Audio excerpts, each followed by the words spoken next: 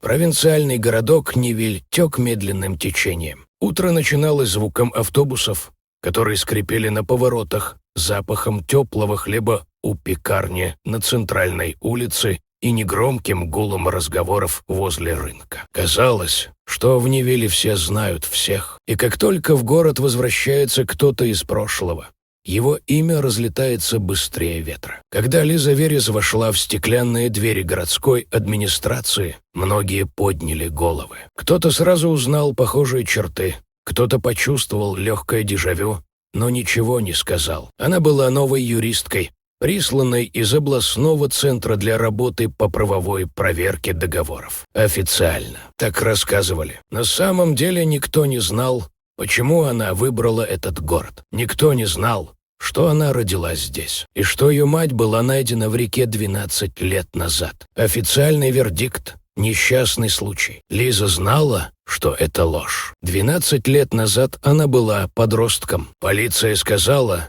что мать пошла на берег по своим делам и поскользнулась. Местные вздыхали и говорили, что трагедии случаются. Отец Лизы исчез вскоре после похорон. Его называли трусом. Она не спорила. Она знала причины его исчезновения куда глубже, чем говорили люди. Лиза вернулась не случайно. За годы учебы в университете и работы в адвокатской фирме она научилась собирать факты так, чтобы они складывались в одну линию. Она знала, как задавать вопросы, которые люди боятся услышать. И она знала имя человека, который был рядом с ее матерью за день до смерти. Савелий Громов, заместитель главы города, любимец жителей и хозяин половины бизнеса Ниве. Тот, кто умел улыбаться так, будто желал только добра. Лиза устроилась на работу под его непосредственное руководство. Он не узнал ее. Для него она была просто новой сотрудницей с хорошими рекомендациями. И это было так, как нужно. Громов был уверен,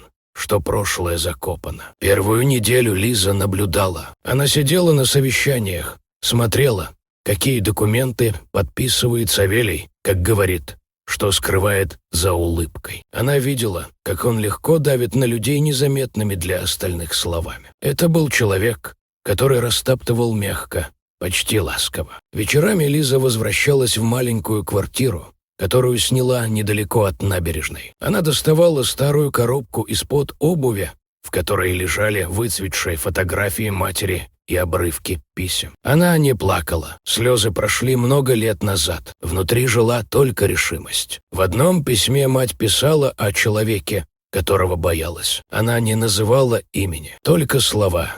«Если что-то случится со мной, это не случайность». Лиза перечитывала это письмо каждый вечер. Через месяц Лиза узнала, что каждую пятницу Громов встречается с городским застройщиком Плотниковым в небольшом кафе на окраине. Она пришла туда раньше и заняла столик у окна. Кафе было почти пустым. На столе перед ней стояла чашка несладкого какао, едва теплого на вкус. Она ждала. Когда Громов вошел, Лиза увидела, что он почти не изменился за 12 лет. Те же спокойные шаги, та же уверенная манера говорить. Она наблюдала за его губами, когда он произносил фразы, которые должны были звучать беспечными, но скрывали угрозу. Он говорил о земле на берегу реки. О том самом берегу. Лиза записала разговор на диктофон. Она не собиралась идти в полицию. Нивиль жил так, как ему велел Громов. Она знала это. Ей нужна была несправедливость законом. Ей нужна была справедливость перед памятью. В городе проходила годовщина со дня основания. Должен был быть праздничный ужин. Лиза знала, что Громов будет там с женой и сыном. Город уважал его семью. Его жена Ольга вела благотворительный фонд. Сын Артем был студентом медицинского. Все казались идеальными. Лиза приготовилась. Она собрала материалы,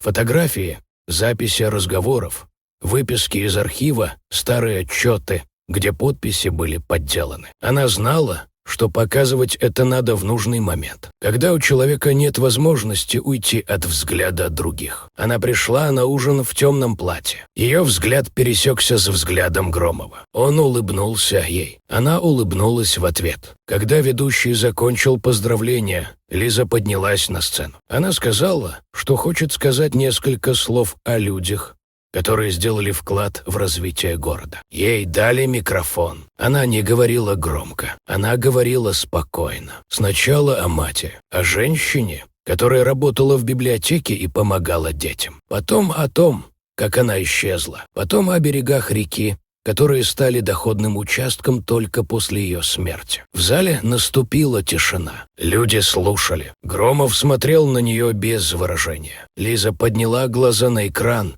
где появились документы, подписи, свидетельства, фамилии. Она не обвиняла вслух. Она рассказывала факты. И люди сами видели истину. Громов медленно встал из-за стола. Он не кричал, он не спорил. Он понял, что происходит. Его жена стояла рядом с побелевшим лицом. Сын смотрел на него, не понимая, кто стоит перед ним. Лиза сказала только одну фразу, когда правда становится явной. Месть не выглядит местью. Это просто восстановление баланса. Она положила микрофон и вышла. Никто не остановил ее. Скандал разгорелся на следующий день. Началась проверка. Не городская, а областная. Семья Громова покинула дом. Он сам исчез. Но для Лизы это было уже неважно. Она стояла у реки, там, где нашли ее мать. Вода была спокойной. Небо над городом было чистым. Она закрыла глаза и просто дышала. Она знала, что не вернет прошлое. Но она вернула правду, а это было достаточно.